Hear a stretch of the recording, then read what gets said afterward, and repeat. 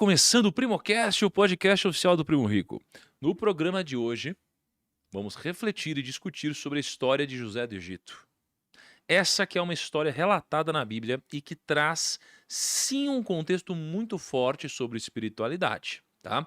Porém, essa é uma história rica em ensinamentos e princípios que podem ser aplicados de forma prática no nosso dia a dia, e é sobre isso que a gente vai falar hoje, tá bom? Deixa eu também puxar Respeitar o uma coisa, processo. que no mundo dos negócios você tem pessoas com históricos psicológicos. É muito, é ideal, é politicamente correto, mas nem sempre é real que você consegue desligar a chavinha e dentro da empresa não ser o filho da sua mãe, do seu pai, com seus traumas. É quase impossível isso. Você só pode mudar de ambiente, mas os traumas vêm com você. Agora, eu falei que Jacó significa aquele que vai atrás do calcanhar do outro, e Yaakov depois virou o enganador, por semântica. José era filho de um enganador. Com quem que ele aprendeu a ser honesto? Essa é uma boa pergunta, Caramba, boa Nunca pergunta, tinha hein? pensado nisso viu? também. E com outro detalhe, eu vou piorar, potencializar essa pergunta. Eu falei que é importante conhecermos a nossa árvore genealógica, porque ela pode contar muito das minhas tendências emocionais.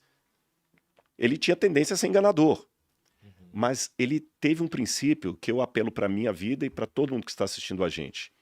Aprenda também com os erros daqueles que vieram antes de você, mesmo os seus pais. Estude. Eu tive que fazer isso na minha vida. Eu estudei a vida dos meus pais até para saber o que eu não deveria fazer. Até o mau exemplo pode me dar uma lição. Estude o que o outro está fazendo de errado para você saber como você não deve ser. Aí eu posso agora, eu já tenho ambiente para puxar aquela pergunta que você fez lá dentro. Por que que Jacó virou Israel? José cresceu escutando a história do pai dele que fugiu do irmão porque enganou o irmão. E José participou de um evento que eu estive no lugar onde isso aconteceu há pouco tempo agora, no Vale do Jaboque, no rio Jaboque, onde Jacó vai encontrar com Esaú, já com as suas esposas, que ele quer voltar para casa. Ele faz um acordo com o sogro, quer vir embora. Ele vem para casa, mas vem morrendo de medo. Semana passada, eu estava no campo de refugiados sírios. Eu visitei vários, porque eu cheguei ao Brasil quinta-feira. Eu estava visitando os sírios ali. E uma das grandes angústias que muitos deles faziam, porque eu conversei com o ministro de Relações Exteriores do Líbano. E ele me deu a versão que está na hora do Líbano devolver esse povo para casa. São 2 milhões de pessoas, o Líbano não cabe todo mundo. E ele falou para mim, nessas palavras. Eu estou falando que foi em público, a gente gravou isso. Já acabou a guerra, está na hora desse povo voltar. Isso na versão do político libanês, que eu entendo os motivos dele. Na versão dos refugiados, voltar como? O governo, nós sendo lá perseguidos pelo Bashar al-Assad, eu vou voltar, ele vai mandar me matar. Porque ainda existe uma ditadura na Síria. Então tem todo esse problema. Imagina os sírios agora voltando para casa com medo do que vai me esperar depois de 11 anos fora de lá. Você pode ser chamado de traidor porque você fugiu do país na época do problema e tudo. Teve um camarada que quebraram todos os dentes da boca dele lá porque ele não lutou no exército. Imagina só, tem todos os dentes quebrados da boca. Então o Jacó voltou para casa com esse mesmo espírito que eu ilustrei aqui com os sírios. Como é que Esaú vai me receber? E olha que a Bíblia dá um detalhe interessante, que quando ele vai chegando perto desse rio Jaboque, o Jacó faz uma coisa. Ele divide o clã dele em dois grupos. Ele manda um grupo na frente e fica com um grupo na retaguarda. Porque se o Esaú vier com um exército e matar o grupo da frente, pelo menos sobra uma parte. E quem que ele mandou na frente? Lia com os filhos dela.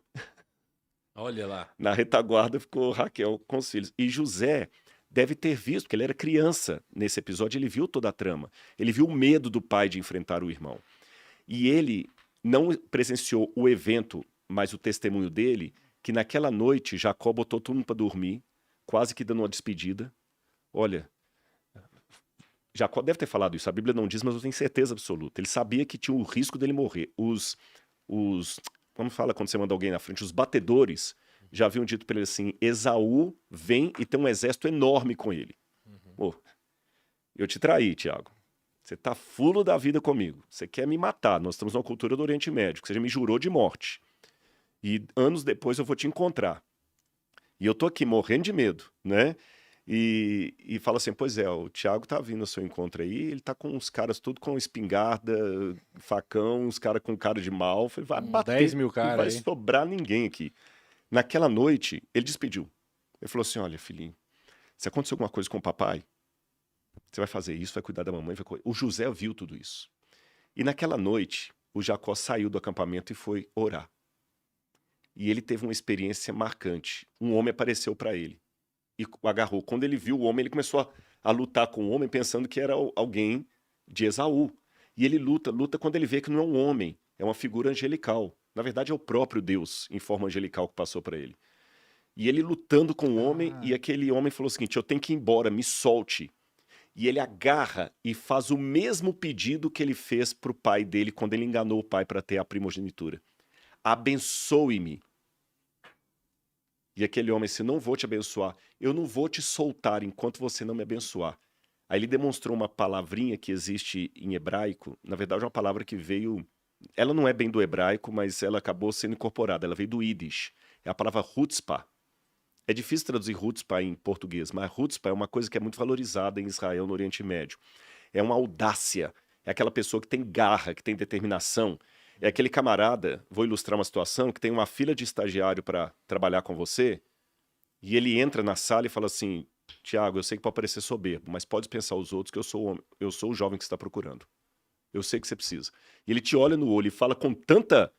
Você fala assim, tá bom. Dispensa os outros mesmo. Tem vários casos desse. Então o chutzpah é que ele não vou te soltar. Enquanto você não me abençoar, eu não te solto. Aí ele perguntou assim, me solta, não te solto. E tinha um costume no tempo do Gênesis que o Abraão até teve com Eliezer. No caso de Jacó e Isaac não é mencionado, mas é possível que tenha havido. Quando você ia receber uma bênção de um homem mais velho, você tinha que colocar a mão na virilha dele, na perna, sabe? Ali na descendência dele, e ele jurava. Repito, no caso de Jacó não é mencionado, mas é possível que tenha tido esse ato, porque ele era comum. Aí ele falou, você quer ser abençoado? Aí o anjo tocou na articulação da perna do Jacó e rompeu o nervo dele. Tanto é que ele ficou manco depois disso. Quando rompeu, olha a questão psicológica. Deus o fez lembrar daquela cena do engano. E perguntou, qual é o seu nome? Quando o pai lá atrás, que estava cego, perguntou, meu filho, qual é o seu nome? Ele falou, sou Esaú, pai. Ele mentiu no nome. Errou a assinatura. Fingiu a assinatura do irmão. Por isso que ele ganhou a primogenitura. O anjo faz a mesma pergunta dele, qual é o seu nome? Você vai mentir de novo? Ele, sentindo a dor na perna, falou, não, meu nome é Jacó mesmo. Eu sou aquele que engana. Agora você encontrou com seu defeito. Você não vai ser mais Jacó. Você vai ser Israel. Israel, o homem que luta com Deus e sobrevive. E ele voltou daquela luta mancando, mas um novo homem. José viu isso. Então eu aprendo duas coisas aqui para fechar essa parte da ilustração. Letra A. Em que pese a verdade que você deve conhecer as tendências emocionais da sua família até para se autoconhecer, em que pese as heranças malditas que você teve dos seus ancestrais, você não é obrigado a ser um loser só porque o seu pai, o seu avô e o seu trisavô eram losers. Você tem a tendência, não a obrigação de ser. Tendência não é obrigação. O fruto é a consequência de uma semente. Entende? Então você ser bem-sucedido é diferente de você estar bem-sucedido.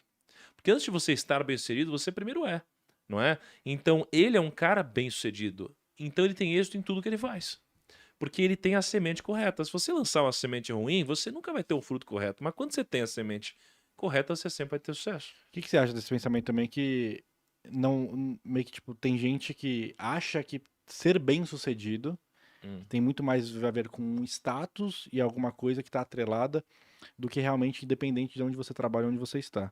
Você pode ser bem-sucedido sendo um faxineiro, você pode ser bem-sucedido sendo um grande executivo de uma grande empresa, você pode ser bem-sucedido, sei lá, tipo, sendo um bom filho, por exemplo. Aí vai depender do que cada um define como ser bem-sucedido, né? O ponto é que você pode ser bem-sucedido sem estar. Eu acho que isso daqui é o ponto mais importante, Sim. entendeu? Agora, assim, imagina ele na prisão, ele manter Cara, Só corrigindo, é compostura... o capítulo 39, acho que eu falei 38, né? É, 39. É o 39. Então, assim, imagina você na prisão manter a compostura, A cabeça, né? a cabeça e manter o espírito empreendedor. Porque o que vai acontecer? Ele começa a, de novo, liderar o negócio. Então ele entrou lá como prisioneiro e ele começa a ser quase que o... Cara, Como que é o nome? O cara que administra ali, tipo um zelador, assim. Carcereiro? Não, mais do que o tipo carcereiro, ele é o que tinha a chave da prisão. Ele tinha a chave da prisão, ele era o prisioneiro. Então, assim, todo lugar que ele ia, ele prosperava. Então, ele era o filho lá da família, cara, ele começava a ser o querido, bonito, inteligente e tal. Aí os caras jogavam ele. Aí ele era escravo, começou, cara, a administrar os bens, começou a crescer na família, ganhar confiança. Aí foi jogar na prisão, como um prisioneiro. Aí ele começa a crescer, tem a chave da prisão, etc. Então, todo lugar, tudo que ele tocava, prosperava. E outra, improvável você tá num ambiente que não tem crescimento e o cara ainda consegue crescer. É porque acho que é fácil você se manter bem animado e motivado quando tá tudo dando certo, não é? Agora é difícil você se manter motivado e animado quando tá tudo dando errado. Levar porrada todo E nos dia. negócios, a gente passa por ciclos altos e baixos. Grande abraço, até o nosso próximo Valeu. podcast. Tchau!